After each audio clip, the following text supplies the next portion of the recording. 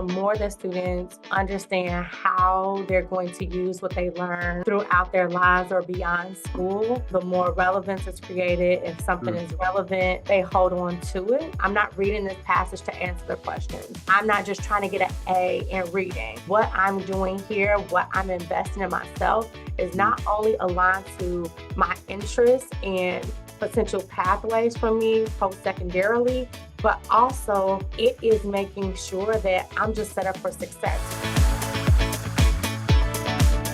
Hello and welcome to the Future is Clear, Teach Like It's 2045 webcast series. My name is Scott Carr from CESA 2. Today's topic area is taking the risk to do something different, incorporating career exploration at the elementary level. Joining us today is Nicole Spicer and Javee Hernandez from Bronzeville Classical Elementary School in Illinois. Nicole is an accomplished educational leader who serves as the principal of Bronzeville Classical Elementary School in Chicago. Under her leadership, Bronzeville Classical has become one of Chicago's most selective enrollment elementary schools, known for its rigorous classical education model and strong academic outcomes. Nicole has been recognized for exceptional leadership in education. In 2024, she was named the Kahn Distinguished Fellow, one of the country's most prestigious educational leadership awards. This honor acknowledged her work in creating an environment of academic excellence while maintaining high expectations and supporting both students and teachers. Javee serves as an educational leader at Bronzeville Classical Elementary and was nominated for one of Golden Apple Award for Excellence in Teaching. She has been in education for 19 years. She works alongside Nicole in helping to implement and maintain the school's career readiness and exploration model. Bronzeville Classical has implemented a career readiness education curriculum that emphasizes critical thinking, character development, and academic rigor. They use Beable as a platform to integrate literacy and career readiness through using the Hollins Code and the RIASIC measurement. Welcome and thanks for joining us. How are you guys doing? We're doing well. You're catching us right before a holiday break, so we're looking forward to it. Ending the week strong. Yeah, that's great. That's great. Yeah, we're not too far away from that short break. Do you guys generally get Wednesday, Thursday, Friday off, or just Thursday, Friday? What's it look like for you guys? Javee? We get the whole week off. The whole week off. Yeah. Dang. Administrators have to work. We have the option. We can telework Monday through Wednesday, but I am going to take vacation the entire week. I'm going to unplug and relax, take some time with the family. Yeah, that's great. Javee, that's cool. I bet your teachers are excited. You get that week off. Yeah, it's nice to have a fall break. Yeah, I'm sure. You need it, right? It's going by fast. The year is. Yes. Yeah, I want to say I had a chance to meet Nicole this, was it at the beginning of the school year, this past summer, we connected through Beable, right? So I'm really interested to hear a little bit about how you utilize it and the great things that you're doing with it. But yeah, I'm excited to have both of you along for the ride, and let's get started. So one of the things I like to do at the front end is just to ask both of you to share, what's your journey been? How did you get where you're at? In education, what does that look like? Javee, you want to start for us? Yeah, sure, I could start. Well, my journey started way in the south side, about 122nd Street.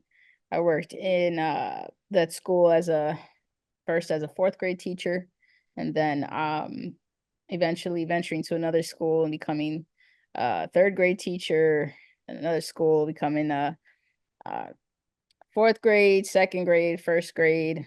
I taught world language. I've taught, let's just say I taught every grade imaginable at CPS, including a specials teacher, world language. And now I'm teaching at Bronzeville Classical School, which has been a great experience with the staff here, the diversity with teachers and students, and it's been a great experience. I'm teaching social science now, and I'm enjoying that, given the situation with civics and our government. So it's been great to navigate that as well with our students. So it's been a great experience in my teaching experience. Wow. Yeah, it sounds like you got some great experience, and all of it with the younger kids, right? Elementary. Yes. Yeah, but Yeah. I enjoy middle school now. It's actually become Oh, a grade level or area where I like as I'm getting older in this profession. It's um I don't know, for me, I find it a little easier to work with the middle school students. So bless your heart. Yeah. I think those a lot middle of people school, think like that. So yeah, those middle schoolers can be tough, right? yes. Yeah, The my daughter's going into education. She's got about a year left, and she wants to be a first or a second grade teacher. So, maybe she'll have a spot down there with you guys. that'd be great. Send her down. Nicole, how about you? What's your journey been? Tell us a little bit. Yeah, sure. I have been in education now for 23 years. Mm, It seems like the time has flown by. I've had opportunities to work with general education students, special education students. I started my career in rural Illinois, teaching in a special education co-op. From there, I spent 6 years in the suburbs of Atlanta, worked for Cobb County School District, taught middle school reading, social science, was a literacy interventionist, and became an instructional coach.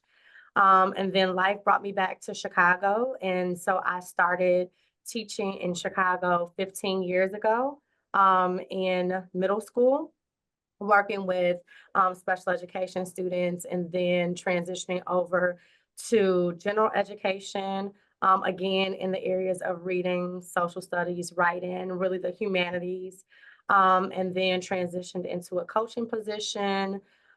In my coaching position, I was nominated to a program called New Leaders for New Schools, which is like a principal pipeline here in Chicago. And so as a part of that cohort, I got an opportunity to be a resident principal, which is a year-long student teaching, if you will, for principals, where I got the pleasure of being a school leader in a high school, a magnet high school on the north side of Chicago, which was completely different from any experience that I ever mm, had. From there, I landed as an assistant principal at one of the selective enrollment schools here in Chicago, and that tends to be our gifted and talented schools, or schools for gifted and talented students. About a year into my assistant principalship, I found out about Bronzeville Classical, and it was not called that at the time. It was called Southside Classical School. I was brought on as the founding principal. So I had opportunity to name the school, pick the school colors, mascot, wow. hire all of my staff. Ms. Hernandez joined our team the second year that we were a school. So really had a great opportunity here to build this from the ground up. And so that really leans into when we get there, how we got to be able. But that's my career in a nutshell.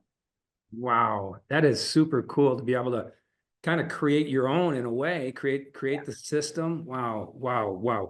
Really excited to hear more about that as we go forward. But yeah, what a great career so far. Appreciate Mhm. having you along. Let's kind of get started here a little bit with the why. And that's usually where I start with our guest. We've seen such a shift in the last few years, but the last 15 years or so in our state for sure, with a focus on like a career readiness approach in our schools. And as I mentioned earlier, you guys are doing some really phenomenal work at the elementary level, right? So I want to ask this. Why do you see the need for a shift in our educational system to incorporate a career readiness, community readiness, connectedness type of an approach? For me as a school leader, because I was really placed in a situation where I had an opportunity to really dream big and rethink education, I thought about the end in mind first. I really thought about who did I want to be leaving Bronzeville Classical after being with us for 9 years, 8 years, however long our students are with us if they start with us in kindergarten.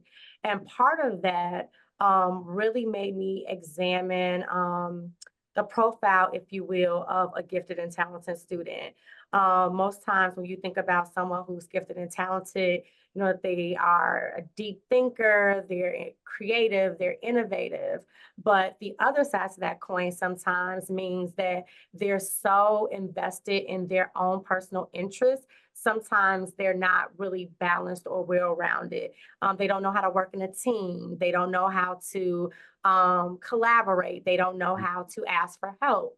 And so when I started to think about the profile of the type of student that we would get, I really wanted to be intentional around the environment or the culture for learning that we were creating so that we could nurture and develop all parts of our students. So I think that really lent itself nicely to start to think about ways that we could organically integrate college and career. When you think about a kindergartner, they may not know what they want to be when they grow up. They may name something that they see in their community, their teacher, a policeman, a doctor, a lawyer, something that they're very, very familiar with.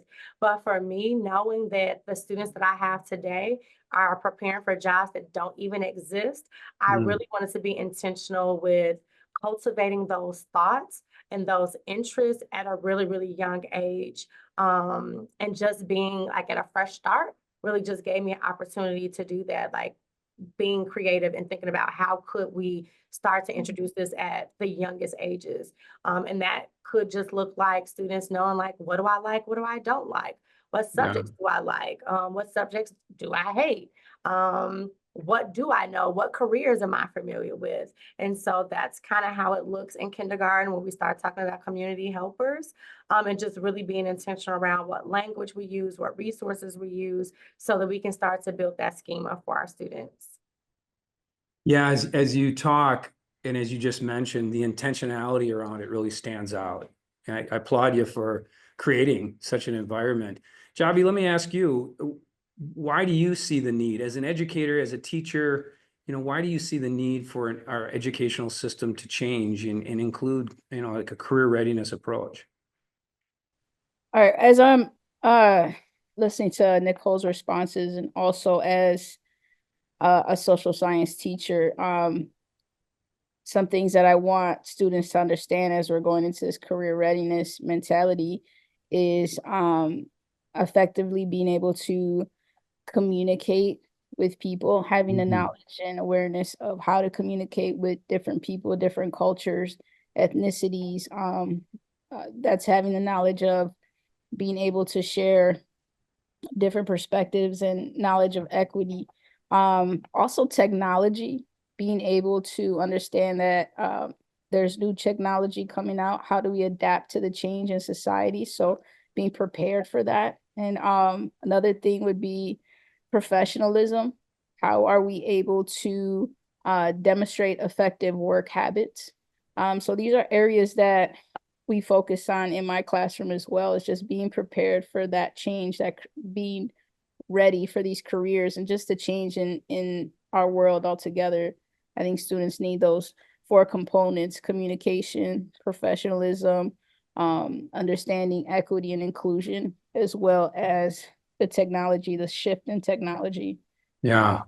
So that's my view on that and why we need to shift our thinking when it comes to instruction in the classroom. Yeah, I like how you include technology because that's never going to really go away. And a lot of the work that I do and conversations I have with educators, we do talk about AI and we talk about technology. Nicole, you mentioned it before, the jobs and careers that our kids in 2nd, 3rd grade right now don't even exist, right? So the ability to grow, the ability to incorporate critical thinking skills, things of that nature, communication, that's not, that's always going to be there. Problem solving, the ability to collaborate are really important. Let me ask you this, because this is a hard shift. I'm really seeing it in our state. When I come in and we look at career versus achievement within a classroom, what does that look like for some teachers? We get some pushback sometimes. So, how do you see, what can we do to get others to see that this shift needs to take place? Oh man, what could we do? I guess convincing, I mean, it becomes a challenge because being in education so long, I've met so many different educators from with various levels of experience, and a lot of people tend to stick to their way of teaching, Mhm. and just encouraging that shift. I think the students in front of them tend to motivate them to change because, excuse me, because um if you're not able to adapt to the group in front of you, you're not going to reach the students in front of you. They have their minds are constantly going with um social media, TikTok. It's just their minds are constantly going. Unfortunately, that's just what's the shifts happening with our kids. So if you're not able to adapt to this new way of teaching, you're not going to reach um the new generation we have in front of us, right? So I'm open to learning some strategies on how to convince educators to Mhm. shift. I mean, but that's my thing. It's just it's going to be the students they have in front of them that's going to be the ultimate motivator for a change. Yeah, right. With some of the teachers that I work with, or all of them, generally when we get to that level where we're intentionally incorporating some of this work, one of the first things they talk about is the difference of the feel of the students that sit in front of them. They're more engaged. They want to do more. They're asking for more of it a lot of the times too. So I bet you're seeing some of the same things. Nicole, let me ask you this. What advice would you give another leader if they were to want to move in a direction where it's that I don't call it radical, but in a way, sometimes a radical shift. What advice would you give? Um, I would say just go slow to go fast. I feel like you don't have to throw away every single thing that you're doing. I think taking some time to reflect on what your priorities are and how college and career aligns and can be integrated. I think I have the most success with my team with new initiatives or new strategies, new approaches that we're trying to integrate into our practice by making an intentional connection to what we're already doing so that they can see that this is the next level of work. This is just what comes next as we evolve, and it doesn't feel like a completely different thing. When we talk about Beable, I think that Javee will be able to really talk about how we integrate it into the classroom as an option so students choose it. There are some things that we do around that particular initiative that brings excitement, brings joy, celebrations. And so I think all of that starts with helping teachers see the clear through line so it doesn't feel like another thing, but it really feels like the next level in the work that we're already doing. It's not a shift, it's just another tool that goes inside the toolbox. And so that's what I've found to be most successful for my team. Yeah. Yeah, it's a good point. And that leads us kind of into what I want to go into next, and that is kind of like the what. Um, and I know in our state, we offer a lot of different supports and a lot of different opportunities around the what. One of the things that we have really moving forward this year has been, career connected learning in classrooms, which is kind of the what, right? But a lot of the times we don't offer up, how do you do that? How do you get to that point? But so again, a lot of great things going on. I'm interested to hear, what does the what look like in your school? I know Beable is a part of it, but talk more. What are some of the things around career exploration? What does that look like in Bronzeville? So we have two things, and Javi, feel free to jump in if I'm forgetting something. So we try to make it holistic. And so I Mhm. think that sometimes when people think about college and career, you think occupations. What do I need? What fields are there? What industries are there? But we have a couple of different ways that we are tackling this initiative at our school. One way is strategically through our counseling team. They are going out, finding opportunities for students to visit CTE programs, go to ComEd through partnerships, and that's our electric supplier company in Chicago. So connecting with ComEd, so students are going to smart hubs to see the electrical grid, to see where the electricians that work for ComEd, they train to climb, the utility poles, Wow. what they're doing when they're up there. And so that is like through our science class and a special connection with the American Society of Mechanical Engineers. So really seeking out those opportunities. We have opportunities where the Lawyers in Classroom program comes out to our school. And so they talk to the students, not just about being a lawyers, but, there are law clerks, there are paralegals, there are all types of professions that are tangential to being a lawyer and making sure that our justice system is flowing. The second way that we also address it is we do have a community partner called Classrooms to Careers. They come in and they talk to students about CTE programs, 2-year universities, 4-year universities, and then they talk about entrepreneurship. So there are so many pathways that students can go through. They don't just come in to talk about becoming an entrepreneur. They really start at 6th grade with telling students all the different avenues and pathways that they have. After everyone gets like the basic general lessons, students can apply to join the program. And in joining the program, they join on the entrepreneur track, where there are 3 industries: horticulture, media, and culinary. And so the students join companies. There are CEOs, there are district managers, and then there are workers, and there is marketing for them. There are budgets for them. So they really get like this hands-on type of experience. And then I would say the third way is actually Beable. What I like about Beable is that Beable, again, is not just like that born approach to, oh, I want to be a lawyer. And so I have to go to school, to get my undergrad degree for 4 years. Then I have to go to law school and like LSAT. But instead, it really enters from a literacy standpoint. They take a diagnostic at the beginning, and the diagnostic gives them a Lexile score. With that Lexile score, it opens up a world of opportunity of, okay, with this Lexile score, all of these fields, occupations are accessible to you.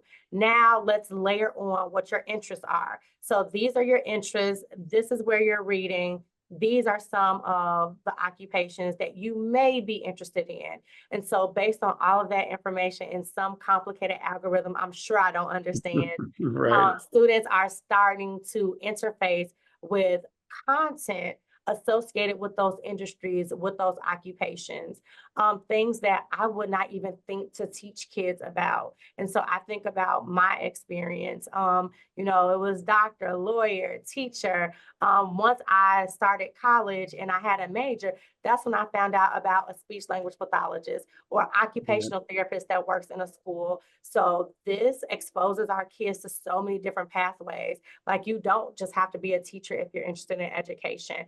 And that's really how we try to approach it holistically. And I think there was one more thing I also wanted to say, is our social emotional curriculum. And this is something that Javee does extremely well. We know that just exposing them, making them aware of different occupations and industries is only part of it. But you Right. have to know how to navigate those spaces once you become a part of it. You can be brilliant, but if nobody wants to work on a team with you, nobody wants to collaborate with you, you won't necessarily be effective in your role unless you're a researcher, you're by yourself, you're in a lab, you're isolated. But even those jobs are few and far in between because our scientists are solving big problems that we have, right?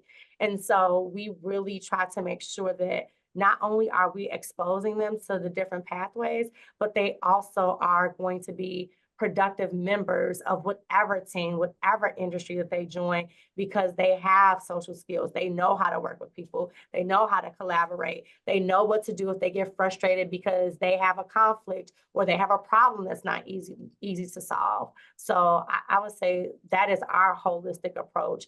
And it may not be traditional, but I think all those things together really set them up for success.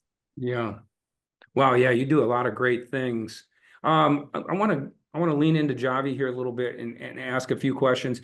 I really like what you talked about in relationship to connecting to your community. It sounds like a very rich opportunity for your students.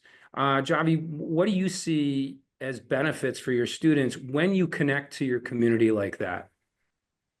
I think when you connect with the community, you're able to develop those relationships with the families and as well as the students. Because as I tell my parents, you know, we're a village here. We're working together to help our students grow in various areas, not just with content areas and what we need for school and college, but we want them to be self-aware and know where they want to go in the future, know something about themselves, how to manage their emotions in different situations, how to understand others and the differences in others, right? So I feel like building those relationships with the community can help our students in that area. I'm sorry, I'm just trying to get more lighting here.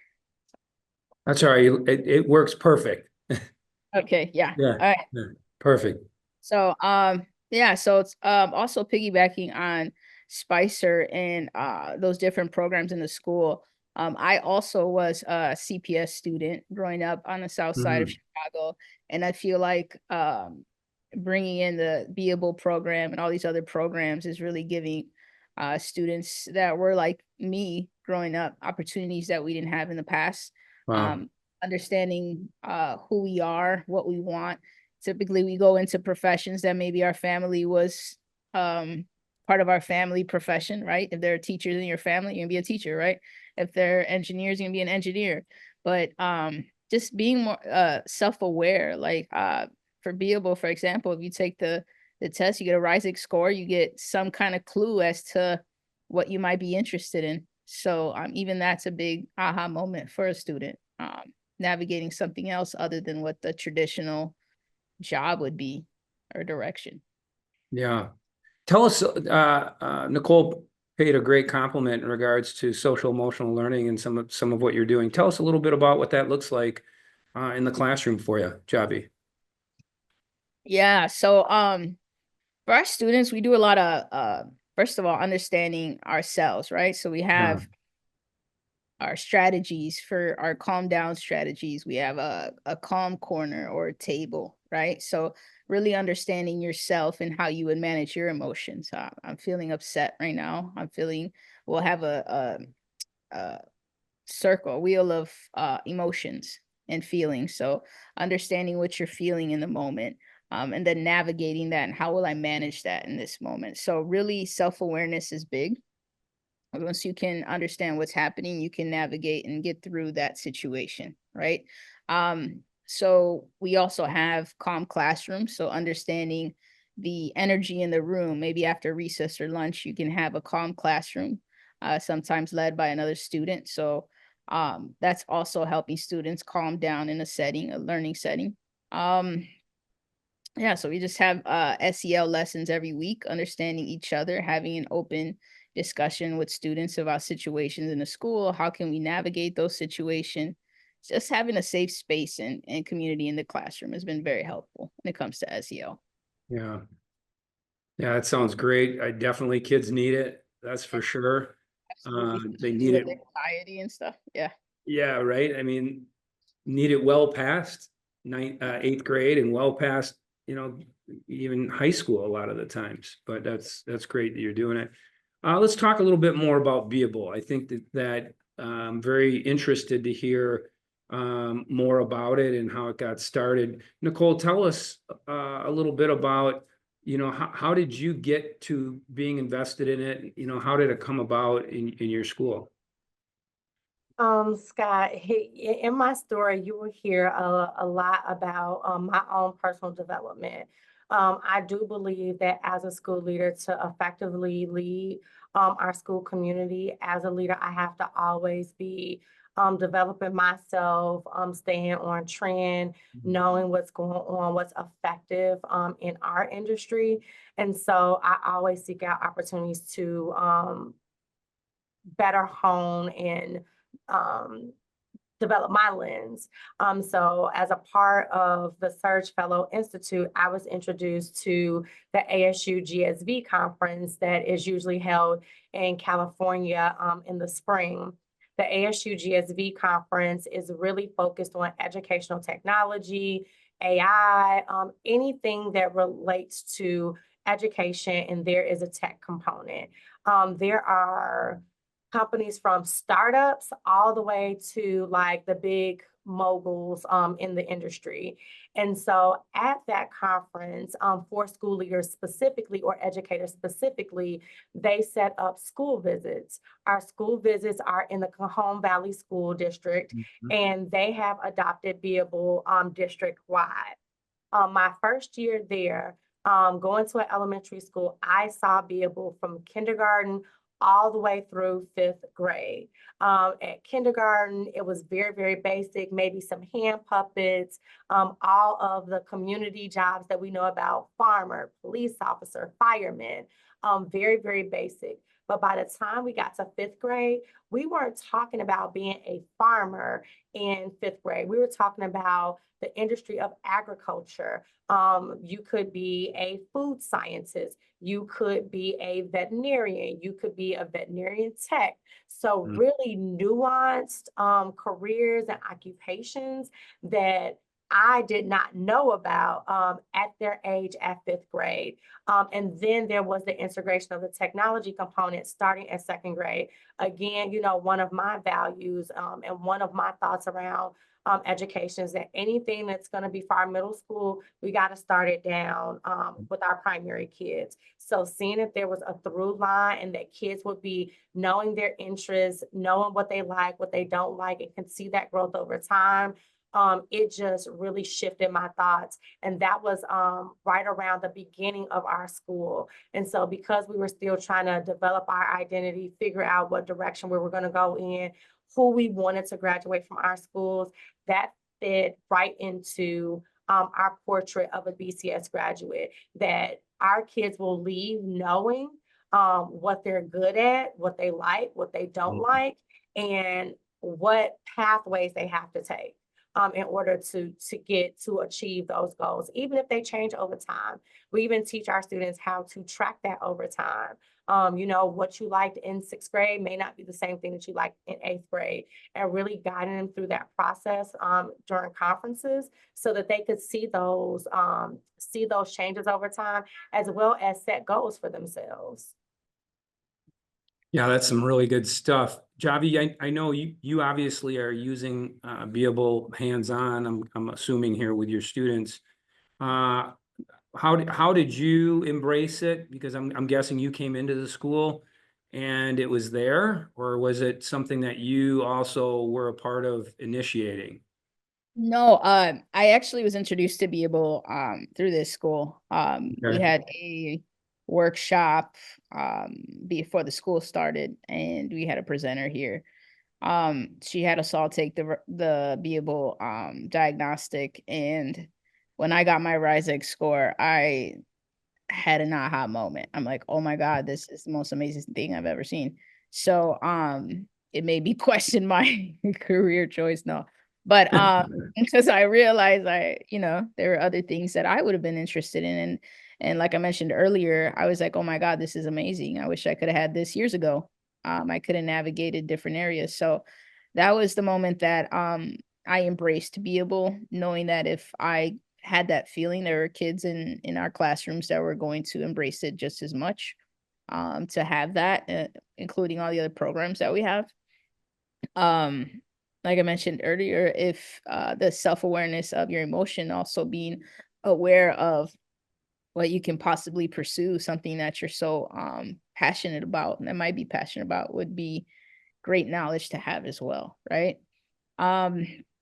Also with the RISEX score, with our classes, once we give them the Beable diagnostic, students get their scores.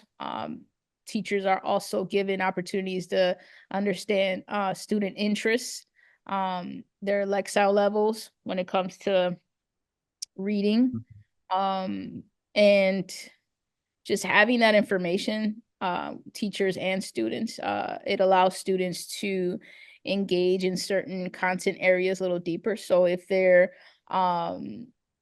persuaders, maybe in ELA, being a little more focused on expository text. And then we have our organizers for math, right? Our doers, we have and creators, artists. We have enrichment classes at Beable, so students get to choose which enrichment classes they'd like to pursue. And understanding that score would allow them to be more intentional with which classes they would like to partake in those semesters. So Beeble has been a big part of our shift here at Bronzeville as well. It's been very helpful. Yeah, I've got 1,000 questions around it, pretty Yeah. much. Obviously, you can't spend all day, but I am Right. really curious. So you do a diagnostic at the front end. Tell us a little bit about how the RIASEC is a part of that, right? Because that's coming from the Hollins Code, and that's built right into Beable, right? Yes, and the students get their score, and we also have badges if the student wants to wear their badge, so that as they're moving through different classrooms, the teachers are aware of what their highest particular level is or component is. So if they're enterprising or social or artistic, the teacher can see, okay, are the areas that you're more interested in, which teachers can also, if they have multiple students that are helpers or more able to socialize, right? They're the purple color, then okay, this class is more of extroverts. I can have more student collaboration or discussions, and I can navigate my lessons or be more intentional in how I plan lessons for this particular group, right? So the RISEC score can be very helpful in helping teachers navigate understanding students aside from Lexile scores, reading scores, math scores. Yeah, wow.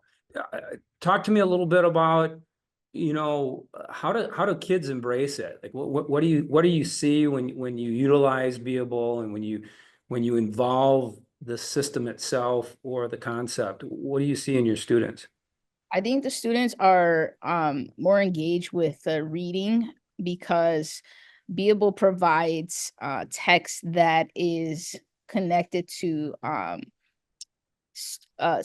topics that students are more interested in, right? So it'll say, okay, so you're an artist, so these are the type of articles that you would most likely be interested in. So the interest articles the students love.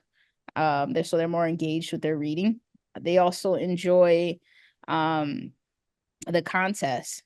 So a student will have this month's contest. You have to reach a certain score. You have to read all your interest articles and your Beable articles. So students get engaged with the contest and they love that. But teachers have to be involved in promoting it, right? And continue to promote it. There are times where classrooms are competing with each other, which is fun. Yeah, what else do we do?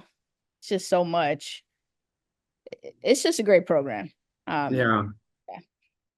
It sounds like it. Nicole, a question for you.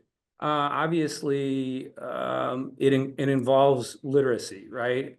As a leader, how important was that when you engaged in this? How are you leveraging that? How important? Yeah, so I think that the research over the years have shown us that the more that students understand how they're going to use what they learn throughout their lives or beyond school, the more relevance is created. If something is relevant, they hold on to it. And so I wanted students to know that the skills that you're learning as you become a fluent and proficient reader who understands what they are reading and can apply it, that you know that it doesn't just stop here. Um, I think Javee did not, go into detail, but in that diagnostic, I think that sometimes that is a humbling moment for some of our students because sometimes they have like ideas of I'm going to do this with my life, after I get done with school, or I'm going to go to some college or university. But Mhm. seeing where they are becomes a powerful teachable moment of like, if this is not where you want to be, what are the steps that we take in order to get you where you want to be? And that is not just, something that could be relegated to just literacy, but goal setting and reflection and calibrating and setting the next goal. Like that is just what productive adults do. And that's a part of their success. And so now we're able to kind of unpack that tangentially through something that is increasing their literacy scores. So they have a different motivation now of like, oh, I'm not just learning, I'm not reading this passage to answer the questions. I'm not just trying to get an A in reading. Like what I'm doing here, what I'm investing in myself is not only aligned to my interests and potential pathways for me post-secondarily, but also like it is making sure that I'm just set up for success, period. And so I think like that's the big thing for me is that I want students to see the relevance and be able to know like this isn't just about compliance or getting an A. It's really about what did you learn in this process. And so I think that be able to fit in so well because that was already our approach to school. And even if that's not your approach to school, there are quick wins and things that you can tweak because schools are just already kind of set up that way. You just have to be more intentional around it. So it's not like we could just do beable and beable is like the magic bullet. It's Right. also because we believe in a personalized learning approach. So that means that Ms. Hernandez has a conferencing time that she dedicates for her students. Ms. Hernandez is one of my bright spots. So kids can sign up for conferences or she can schedule time for conferences with them. If she's noticing something on their RIASAC, or even if she notices something in their social science grade, she can bring it back to be able and say, I thought this was the goal. These are your interests. I'm not seeing it translate over here. Like, what can we do? You remember this skill that they introduced, so you remember this article. This article was great background knowledge for you to add in, on your response on your social science thing, your social science response, instead of like trying to use ChatGPT. Like you already have like other resources and reference points that I want you to think about. So really developing them as those critical thinkers and problem solvers, I think really just lends itself with be able because it's not necessarily tied to a class. It's not tied to a grade per se, but it really gives kids opportunities to see all of these connections. But because of the culture for learning that we've set up, it all fits together organically. And that's what I say. It really takes a big vision to see what are all the pieces that I already have in place and how can I make these connections. It doesn't have to be, big things. And Javee will tell you, like over the years, we've added little things along the pathway. We didn't start out full throttle like, oh, we're doing this big shift to culture. To college and career readiness. Even with classrooms to careers, Ms. Hernandez was like, man, Ms. Spicer, this is a lot of time we're giving up. Do you think it's worth that? How is this going to pay off for the kids? But then when we got through it, our first year, our second year, and they had a fair and they raised all this money and all the kids got a check from their companies, like it all finally came together and it was absolutely worth it because they started working really hard to earn that time to be away from class. So they had to show those executive functioning skills of I'm on top of it, all of my assignments are turned in, I don't have anything missing, my grades are B or higher. So really just having them own it and work hard for it really just has transformed our approach to college and career readiness. Yeah. I know that in education, right, we tend to measure success through standardized tests, through state report cards, which identifies those scores.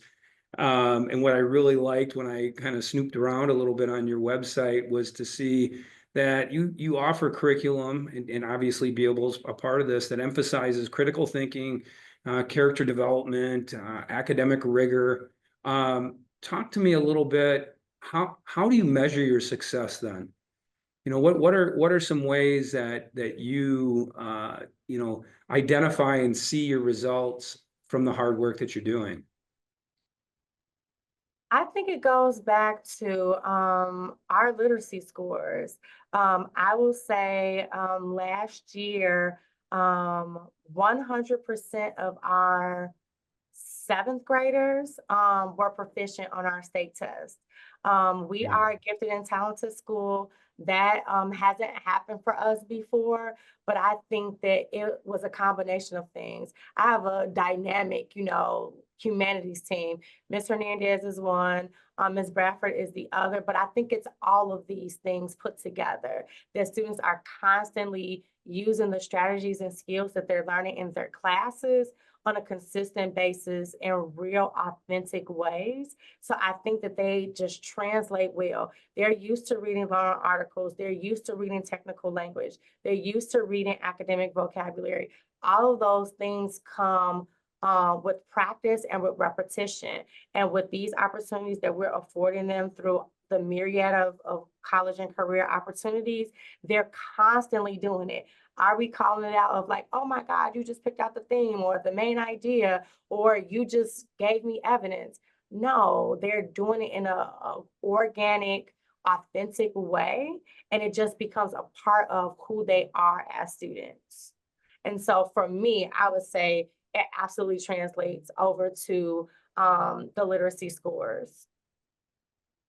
I want to add on, it also translates, and that's a great thing. We're seeing some great numbers, which is amazing.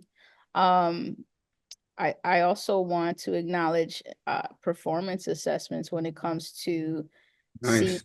the wonderful productions we have at the school. Like we're gonna have the Wiz musical, so we're now tapping into those students who are the artistic students on the RISAC score. They're taking music, they're taking theater, they're tapping into those hidden gifts and talents. So we're seeing that in those productions at our school, right? You can see it in the art room. The creativity is amazing. The sculptures they're making, the paintings. We have an art gallery at the school. It kind of gives you goosebumps to see how we're encouraging kids to, or students to, once again, that word, self-aware, just knowing yourself and knowing what you want, finding that gift and pursuing it. Yeah, and sports, right? We have the entrepreneur program with C2C, so some of them want to be business owners. I'm going to tap into that. This year I had students, last year I had students didn't want to sign up for student voice. This year they're like, Mr. Hans, we're gonna have student voice. So now they're understanding that they want to be more involved in civics, right? So civic engagement, which is great. So I think all of that is students being more aware of who they are and what they want to pursue. Yeah, you really have some great things happening. I'm sure the evolution has been a journey, if you would, right? I love your vision, Nicole, and your enthusiasm to be innovative. And really, I kind of want to shift to the how. Before we exit out of here today, you guys are already there, but this is a big part of the work that I do with schools is to get them to recognize, yeah, there's a need to shift, right? And we're doing a lot of great things, but we're not probably getting the return on investment that we'd like. How do we get there? So let's talk real quick about that. Nicole, what would you recommend a school district on the how? How do you get to where you're at right now? If you were to think back your journey, what would be your recommendation? I think the first place to start is engaging your stakeholders and asking them, who do we want our students to be when they leave us? Yeah. Once there is consensus built around who we want our children to be, then you start thinking about the strategies, the initiatives, the support, the professional development that then needs to occur. I would not say that the first step is to adopt a new platform or Right. curriculum. I really think it starts with just backwards mapping of like what's the end in mind, and then identifying really intentional organic ways to start to look for that and elevate that within your practice. So before Beable even came about, we were pretty solid on our social emotional learning. We have 5 core values that we follow, but we also identified some social skills that we felt like, based on the profile of our typical student, our kids also need to work on. That's asking for help. I can accept feedback. I can disagree appropriately. And there are 2 more, of course, that are slipping my mind right now. But really being clear on who we want our students to be when they leave us really has guided us. Even before we had Beable, talking about personalized learning and helping students understand like what their interests are and how that impacts their learning and how they can make different choices and decisions about that. Ms. Hernandez introduced the levels of autonomy into our school, and knowing that as adults and professionals, we have different levels of autonomy depending on what teams we work on, what initiatives we work on. I think that those are some very abstract, mature skills that we're introducing at such a very young age. So once they have like that strong SEL foundation, once they become more self-directed and that agency is built up, then you can start to integrate some of the more formal pieces of college and career readiness. But I would say those are your 2 starting points. A, where do you want students to be when they leave you? And then B, is that foundation strong? And do you have holes there? Fill those holes, and then you have a strong foundation to build your college and career readiness program on top of. Yeah, that's some great advice. Javee, let me ask you, so you're an educator invested in it. What would you offer to other teachers on being able to adjust and move forward with something different? I would say to not be afraid to try something new. Mm. Uh, I think, just being able to, like I said, if you have this new generation of students in front of you, you have to be able to face the fear and try to navigate other ways to reach our students, especially as we're going towards more career readiness curriculum and personalized learning. Being able to, just face your fear and try it out. I mean, especially if the teacher is passionate about teaching, that's the direction we have to go. Yeah, well said. All right, one final question I have, and I always ask everybody at the end of our webcasts. As you know, our tagline is "Teach like it's 2045." Let me ask, what do you see? What do you think education is going to look like in 2045?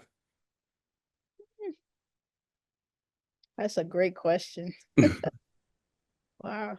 I actually want to pose that question to my students. What do you think school is going to look like in 2045? I think we're going to have more tools. I think if we go back in time, we didn't have the internet, right? We didn't have specific technology that we have now.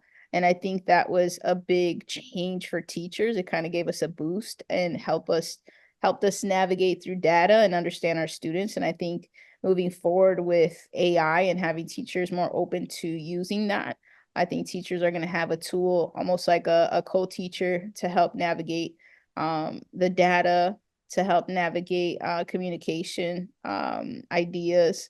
So preparing resources. So I think moving forward, I don't know, maybe we'll have some robots in the classroom helping us out too. Right. But yeah, that's what I see more student-centered work, less teacher-directed classrooms, teachers more facilitating instead of teaching. So that's where I see education going. Wow, great answer. How about you, Nicole? Yeah, I agree with Javee as well. I think from all the tools that I'm seeing coming down the pike in Chicago, we're working with instructional empowerment. I think that's what it's called, IE. And so we are doing something called rigor walks. And so one of the pillars is all about student interdependence.